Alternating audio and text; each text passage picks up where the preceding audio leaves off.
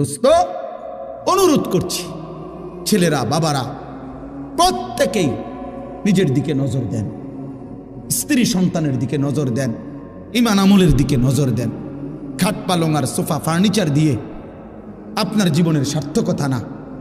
সেজদা, বন্দিগি, গোলামি, ছেলের নামাজ, মেয়ের পর্দা, স্ত্রীর পর্দা, সংসারে সবাই কোরআন পড়ে, আল্লাহকে সেজদা করে, নামাজ পড়ে, এইটা আপনার জীবনের মুসলমান হিসাবে সফলতা।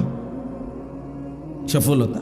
আমাদের বর্তমান জাতীয় মসজিদের খতিব সাহেব যিনি, হজরত মৌলানা আব্দুল মালিক সাহেব দামাত বারাকাতুহুমুল আলিয়া, হজরত বলছেন, আরব দেশে এক ব্যক্তির সাথে ওনার একবার দেখা হয়েছে, একজন ইঞ্জিনিয়ার। উনি বলছে যে হুজুর, বিগত 70 বছর যাবত আমাদের ফ্যামিলির নারী, পুরুষ, ছেলে, মেয়ে প্রত্যেকেই হাফেজে কোরআন। এটা বলার মতো একটা কি সফলতা।